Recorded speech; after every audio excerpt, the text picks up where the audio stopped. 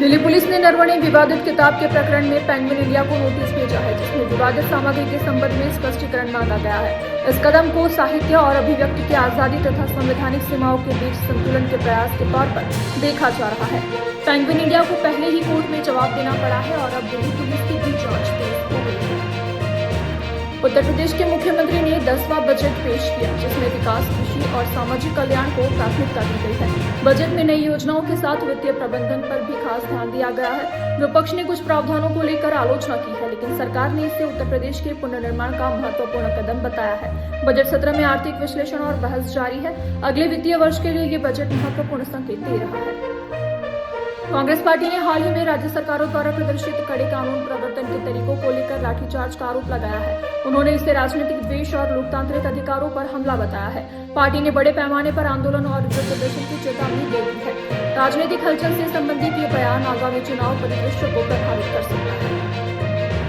Rohini sector 32 के पास खुले नाले में गिरने से 32 वर्षीय एक व्यक्ति की मृत्यु हो गई है। स्थानीय निवासियों का कहना है कि नाले को ढकने पर कार्यवाही नहीं हुई है। प्रशासन ने मरने वाले के परिवार को सहायता राशि देने की घोषणा की है और रेलवे विभाग को इस इलाके में सुधार कार्य के आदेश दिए हैं। नागरिकों ने सुरक्षा उपायों के अभाव पर सरकार से तुरंत कदम उठाने की मांग की है। सचिन तेंदुलकर ने अपने बेटे अर्जुन की शादी में प्रधानमंत्री नरेंद्र मोदी और कांग्रेस नेता राहुल गांधी को व्यक्तिगत रूप से न्योता भेजा है। ये दोनों नेताओं के बीच राजनीतिक तनाव के बीच एक सद्भावना के संकेत के तौर पर देखा जा रहा है। शादी में कई बड़े हस्तियों के आने की उम्मीद जताई जा रही है। इस न्योते को सोशल मीडिया पर काफी शेयर किया जा रहा है। राज्य के उप मुख्यमंत्री सुनीत्रा पवार ने आज पद एवं गोपनीयता संभाली है। ये बदलाव प्रतिष्ठित नेता के निधन के बाद हुआ है। नीतिगत फैसलों एवं प्रशासनिक कार्यों में सुनीत्रा का अनुभव और दबदबा देखा जा रहा है। पार्टी नेताओं ने नए नेतृत्व शैली की उम्मीद जताई है। जर्मनी के प्रमुख जैविक व्यापार मेले बायोफेच 2026 में भारत को कंट्री ऑफ द ईयर का सम्मान दिया गया है। भारतीय उत्पादों और कृषि निर्यात के गुणवत्ता और विस्तार को ध्यान में रखते हुए ये सम्मान दिया गया है। इससे कृषि निर्यात और ब्रांड इंडिया की प्रतिष्ठा में वृद्धि की उम्मीद है। नए आईटी नियमों के तहत अब सोशल मीडिया प्लेटफॉर्म पर एआई द्वारा जनरेट सामग्री पर स्पष्ट लेबल लगाना अनिवार्य कर दिया गया है। इसका उद्देश्य नकली खबरों और भ्रामक सामग्री से उपयोगकर्ताओं को सुरक्षित रखना है।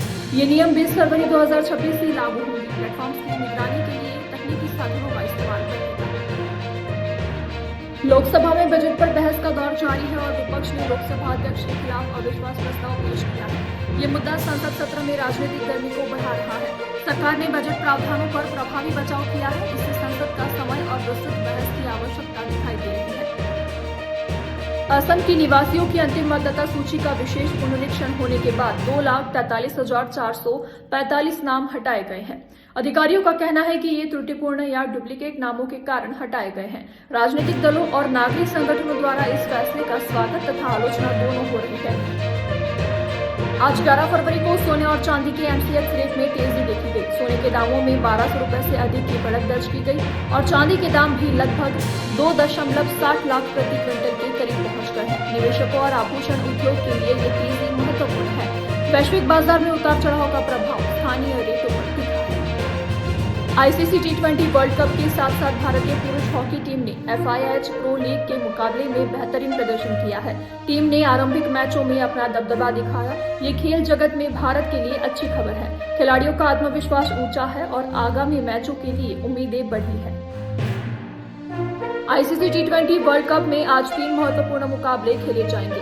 Afghanistan versus south Africa, Australia versus Ireland और इंग्लैंड वर्सेस वेस्ट इंडीज। ये ग्रुप स्टेज के लिए निर्णायक मैच है और टीमों के आगे बढ़ने की संभावनाओं को निर्धारित करेंगे। क्रिकेट प्रेमियों के लिए ये दिन महत्वपूर्ण रहेगा। केरल में 12 फरवरी 2026 को आयोजित भारत बंद के कारण अधिकांश गैर आवश्यक सेवाएं बंद रह सकती है। ट्रेड यूनियनों द्वारा आयोजित इस बंद का उद्देश्य आर्थिक और सामाजिक मुद्दों पर सरकार का ध्यान खींचना है। यातायात, विद्यालय और कार्यालयों पर इसका व्यापक प्रभाव पड़ने की संभावना है। वित्त मंत्री निर्मला सीतारमण आज लोकसभा में बजट पर चर्चा करते हुए अपने भाषण में वित्तीय लक्ष्य और योजनाओं की व्याख्या करेंगी। उनके भाषण से निवेशकों और आम जनता को आगामी आर्थिक पॉलिसियों की दिशा का संकेत मिलेगा। मध्य प्रदेश में मौसम विभाग ने अगले 24 घंटों में मौसम के बदलते मिजाज का अनुमान जारी किया है। दिन में हल्की गर्मी और रात में तेज ठंड का असर देखा जा सकता है। जनता और मौसम के अनुसार सतर्क रहने की सलाह दी गई है। यह बदलाव सर्दी के मौसम में असामान्य नहीं है। आयरानी डायस्पोरा प्रदर्शन में दुनिया भर के समर्थकों ने व्यापक प्रतिक्रिया दी है और 14 फरवरी 2026 को एक वैश्विक चुनाव दिवस के लिए आह्वान किया गया है। आर्थिक संकट के कारण शुरू हुए विरोधों में राजनीतिक असंतोष भी शामिल है। मानवाधिकार विशेषज्ञों ने इसका समर्थन किया है।